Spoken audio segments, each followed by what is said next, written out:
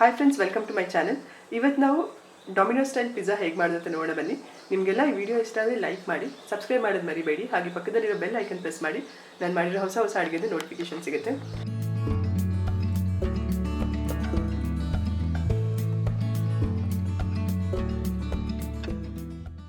ಒಂದು ಕಪ್ ಬೆಚ್ಚಗಿರೋ ಹಾಲು ತೊಗೊಳ್ಳಿ.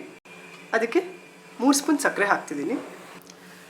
ಇನ್ಸ್ಟೆಂಟ್ ಈಸ್ಟ್ ಆದರೂ ಯೂಸ್ ಮಾಡ್ಬೋದು, ಇಲ್ಲ ಆ್ಯಕ್ಟಿವ್ ಈಸ್ಟ್ ಆದರೂ ಯೂಸ್ ಮಾಡ್ಬೋದು. ನಾನಿಲ್ಲಿ ಇನ್ಸ್ಟೆಂಟ್ ಈಸ್ಟ್ ಯೂಸ್ ಮಾಡ್ತೀನಿ. 1 ಸ್ಪೂನ್ ಇನ್ಸ್ಟೆಂಟ್ ಈಸ್ಟ್ ಹಾಕೋತಿದ್ದೀನಿ. ಚೆನ್ನಾಗಿ ಮಿಕ್ಸ್ ಮಾಡ್ಕೊಳ್ಳೋಣ. ಒಂದು 10 ನಿಮಿಷ ಈಸ್ಟ್ನ ಆ್ಯಕ್ಟಿವ್ ಆಗಕ್ಕೆ ಬಿಡೋಣ. 10 ನಿಮಿಷ ಆಗಿದೆ. ಈಗ ನೋಡ್ಬೋದು ಈಸ್ಟ್ ಎಲ್ಲ ಚೆನ್ನಾಗಿ ರೈಸ್ ಆಗಿದೆ. ಈಗ ಇದಕ್ಕೆ ಒಂದು ಅರ್ಧ ಸ್ಪೂನ್ ಉಪ್ಪು ಹಾಕ್ತೀನಿ. 3 ಸ್ಪೂನ್ ರಿಫೈನ್ಡ್ ಆಯಿಲ್,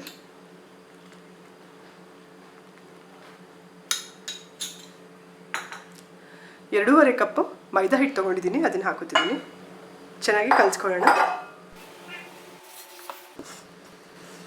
ಈಗ ಈ ಹೀಟ್ನ ಒಂದು ಕ್ಲೀನಾಗಿರೋ ಸರ್ಫೇಸ್ ಮೇಲೆ ತೊಗೊಂಡು ಒಂದು 5ರಿಂದ 10 ನಿಮಿಷ ಚೆನ್ನಾಗಿ ನಾದ್ಕೊಳ್ಳೋಣ.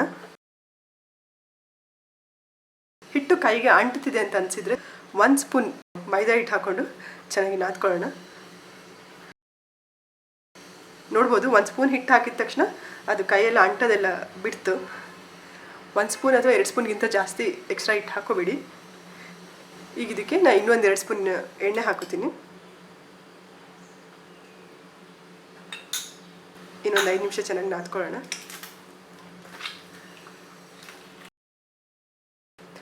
ಹಿಟ್ಟು ಒಂದು ಸ್ವಲ್ಪ ಅಂಟ್ತಿದೆ ಅಂತ ಅನಿಸಿದರೆ ಒಂಚೂರು ಮೈದಾ ಹಿಟ್ಟನ್ನ ಸ್ಪ್ರಿಂಕಲ್ ಮಾಡಿದರೆ ಕ್ಲೀನಾಗಿ ನೀಟಾಗಿ ಬರುತ್ತೆ. 10 ನಿಮಿಷ ಆಗಿದೆ. ಈಗ ಹಿಟ್ಟು ನಾದಿ ಈಗ ಇದನ್ನು ವಾಪಸ್ ಅದೇ ಬೌಲಲ್ಲಿ ಹಾಕ್ತೀನಿ.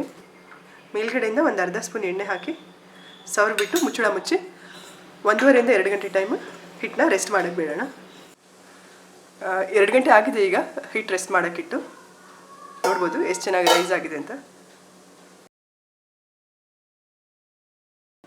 ಈಗ ಹಿಟ್ಟನ್ನ ಒಂದು ಮಣೆ ಮೇಲೆ ತೆಕ್ಕೊಳ್ಳೋಣ. 4 ಪೀಸಾಗಿ ಡಿವೈಡ್ ಮಾಡ್ಕೊತೀನಿ.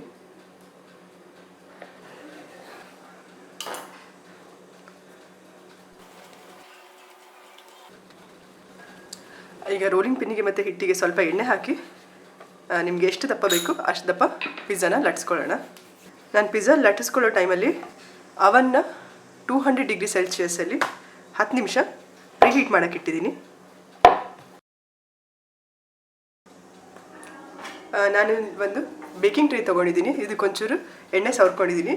ನಾವು ರೋಲ್ ಮಾಡಿರೋ ಪಿಜ್ಜಾನ ಬೇಕಿಂಗ್ ಟ್ರೇ ಮೇಲೆ ಹಾಕೊಳ್ಳೋಣ.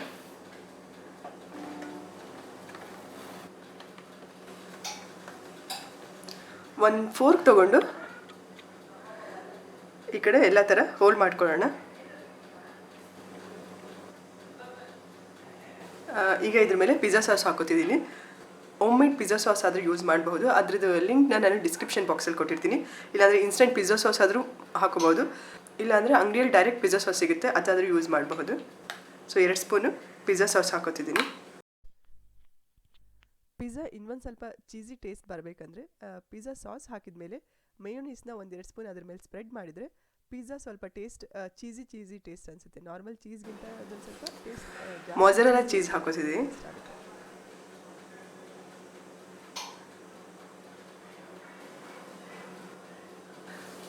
ವೆಜಿಟೇಬಲ್ಸ್ನೆಲ್ಲ ಸ್ಕ್ವೇರಲ್ಲಿ ಕಟ್ ಮಾಡ್ಕೊಂಡಿದ್ದೀನಿ. ಅದನ್ನು ಅರೇಂಜ್ ಮಾಡ್ಕೊತೀನಿ.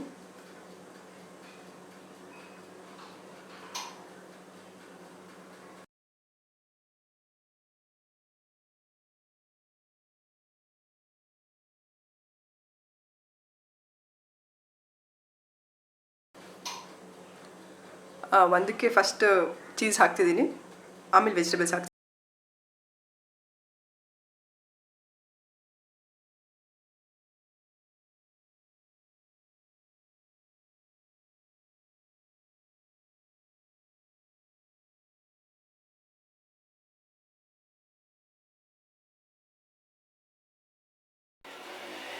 ಇನ್ನೊಂದಕ್ಕೆ ಫಸ್ಟ್ ವೆಜಿಟೇಬಲ್ಸ್ ಹಾಕಿ ಆಮೇಲೆ ಚೀಸ್ ಹಾಕ್ತೀನಿ.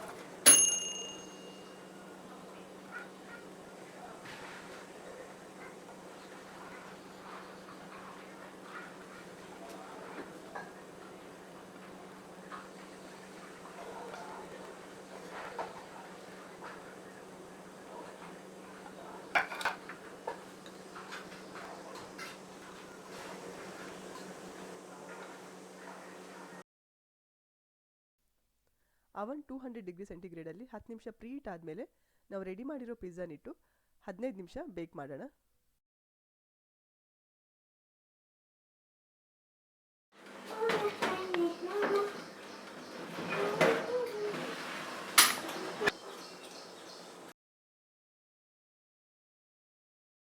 ಇದ್ರ ಮೇಲೆ ಈಗ ಸ್ವಲ್ಪ ಪಿಜ್ಜಾ ಸೀಸನಿಂಗ್ ಹಾಕೋಣ.